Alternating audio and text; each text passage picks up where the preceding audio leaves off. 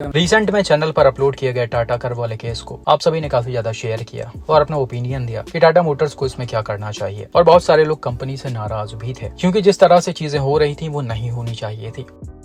खैर उसी केस से रिलेटेड आपको थोड़ा सा अपडेट देना है, लेकिन भाई अनफॉर्चुनेटली कर्व वाला केस खिंचता ही चला जा रहा है। मैंने आपको रिसेंट में सारी चीजें बता ही दी थी कि कहां तक क्या चल रहा है। वीडियो डालने के बाद शायद उसी दिन या फिर उसके दूसरे दिन ही टाटा मोटर्स से 3-4 लोग ओनर के घर जाते हैं, वहां से वो गाड़ी लेते हैं और ओनर को Tata Harrier as a loaner car provide करते हैं। जब तक गाड़ी ये बन नहीं जाती है तब तक ओनर को टाटा हैरियर दी जाती है चलने के लिए। खैर गाड़ी डीलरशिप पर लाई जाती है और ओनर को ये एश्योर किया जाता है कि हम इसे बनवा के देंगे, फिर गाड़ी में कोई खराबी नहीं आएगी। हालांकि जैसा कि मैंने पिछले वीडियो में भी मेंशन किया था कि ओनर बार बार या तो रिफंड के लिए बोल रहे थे या तो रिप्लेसमेंट के लिए बोल रहे थे, क्योंकि ऑलरेडी 10-12 चक्कर ये गाड़ी सर्विस सेंटर पर जा चुकी है, खराब हो चुकी है। तो इसीलिए उनका भरोसा उठ गया है इस पर्टिकुलर कार से। अगर कंपनी बना के भी देती है तो कोई गारंटी नहीं होती है कि आगे तक गाड़ी चले। तो इसी सब चक्कर में रिफंड और रिप्लेसमेंट की डिमांड की जा रही थी।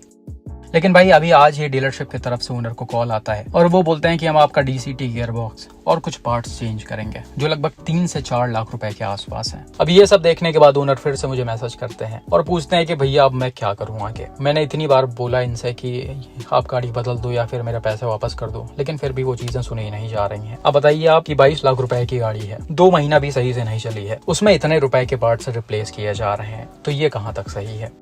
इसी के साथ साथ डीलरशिप ने यह भी बताया कि गाड़ी नीचे से कहीं हिट हुई है, जिस वजह से और भी ये सारी प्रॉब्लम आ रही है। हालांकि इसको जब मैंने ओनर से पूछा तो उन्होंने साफ मना कर दिया और बोला कि मुझसे कहीं भी गाड़ी टच नहीं हुई है।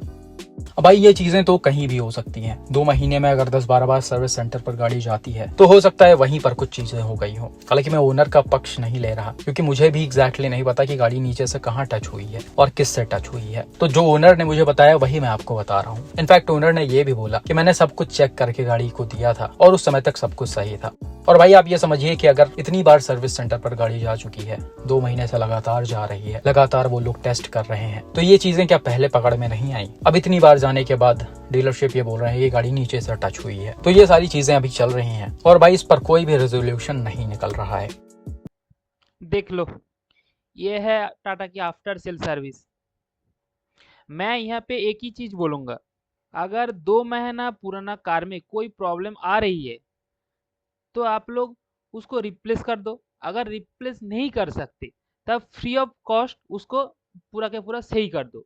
यहाँ पे जो 2.5 से 3 लाख रुपया सही करने के लिए लगेगा वो कंपनी को देना चाहिए, क्योंकि एक नई कार पे ये प्रॉब्लम हो रहा है। और मैं ये बहुत ज़्यादा उटपटांग कुछ चीज़ नहीं बोल रहा हूँ। जब वरुण पवार की थार रॉक्स में प्रॉब्लम आई थी तब महिंद्रा ने चेंज किया था ना फ्री ऑफ कॉस्ट। उनको बोला था 1 लाख रुपया लगेगा, बट उसके बाद महिंद्रा ने खुद फ्री ऑफ कॉस्ट उसको पूरा के पूरा सही करके दे दिया। ऐसा ही टाटा को भी करना चाहिए। एंड अब मैं आप लोगों को दिखाने वाला हूँ कैसे कुछ बेवकूफ़ लोगों की वजह से टाटा हैरियर एंड नेक्सॉन की बहुत बड़ी एक्सीडेंट हो जाता है, जो आप इस वीडियो में देखेंगे, जिसे रिसेंटली टाटा नेक्सॉन के ओनर मिस्टर अमित कुमार ने शेयर किया है। ये एक्सीडेंट 15 फरवरी 2025 को टाटा नेक्सॉन और टाटा हैरियर फेसलिफ्ट के बीच में हुआ था।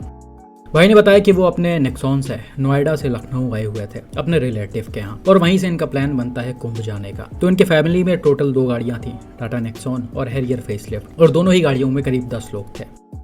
अब होता क्या है, ये रात के समय ही लखनऊ से प्रयागराज के लिए निकल जाते हैं और कुछ दूर चलने के बाद लगभग 10 बजे के आसपास लखनऊ प्रयागराज हाईवे पर इनको सामने की तरफ दूर से एक रेनो ट्राइबर दिखती है, जिसका ड्राइवर फास्ट लेन में अपनी गाड़ी को रोके रहता है और इंडिकेटर को ऑन करके लेफ्ट जाने की कोशिश करता है। हालांकि दूर से नेक्सॉन के ड्राइवर को चीजें समझ में नहीं आती हैं, लेकिन जैसे ही ये पास में पहुंचते हैं इनको समझ में आ जाता है कि ड्राइवर रुकी हुई है। अब जैसा कि यहाँ पर ठीक ठाक डिस्टेंस होता है दोनों गाड़ियों के बीच, तो इसीलिए ये अपने नेक्सॉन को कंट्रोल करते हैं और ड्राइवर के जस्ट पीछे ही रोक देते हैं। अनफॉर्चुनेटली इनके रिलेटिव जो टाटा हैरियर को ड्राइव कर रहे होते हैं वो गाड़ी को कंट्रोल करने में सफल नहीं होते हैं और हैरियर सीधा आकर नेक्सॉन के बैक साइड में घुस जाती है। यहाँ पर गाड़ियों की स्पीड करीब 100 किलोमीटर पर आवर के अराउंड थी और ऐसा बताया जा रहा है लगभग इसी स्पीड में हैरियर ने आकर नेक्सॉन को पीछे से हिट किया है। हालांकि हैरियर के ड्राइवर ने थोड़ा सा पहले ब्रेक लगाया था, जो हजार्ड्स को देखकर पता चल रहा है, या फिर हो सकता है यहाँ पर एडास ने चीजों को सेंस किया हो। खैर दोनों ही सिचुएशन में गाड़ी रुक नहीं पाई, इसने सीधा आकर नेक्सॉन को हिट कर दिया। खैर भाई, यहाँ पर दोनों ही ड्राइवर्स के लिए पैनिक सिचुएशन था, क्योंकि दोनों ही ड्राइवर्स ने नहीं सोचा था कि सामने कोई गाड़ी ऐसे फास्ट लेन में ब्रेक लगाकर खड़ी हो जाएगी। हालांकि हैरियर के इम्पैक्ट से नेक्सॉन ने आगे बढ़कर ड्राइवर को भी हिट किया, जिस वजह से इसका भी बैक साइड बुरी तरह से डैमेज हो गया। हालांकि इसके बाद ही ड्राइवर के पैसेंजर्स उतरते हैं और ऐसा प्रिटेंड करते हैं जैसे पूरी गलती पीछे वालों की ही है। लेकिन ज्यादा देर तक ये चीजें नहीं चलती हैं। ये भाई ज्यादा देर तक रुकते भी नहीं हैं। जैसे ही आसपास के लोग इकट्ठा होते हैं, पुलिस आती है और इनको अपनी गलती रियलाइज होती है, ये स्पॉट से निकल जाते हैं।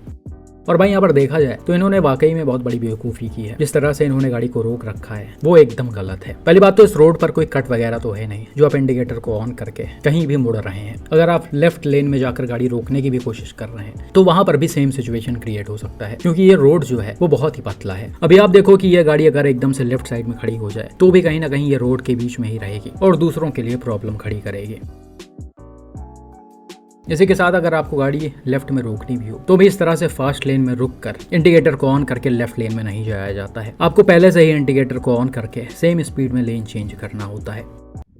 देख लो, ये है इंडियन रोडों की सिचुएशन। कोई भी कहीं भी कार को खड़ा कर देता है, उसके बाद एक्सीडेंट हो जाता है। इस चीज़ के एक ही सॉल्यूशन है, सेफ कार लो और ध्यान से चलाया करो। ठीक है, बस आज के लिए इतना ही। मिलते हैं नेक्स्ट वीडियो में। Bye bye.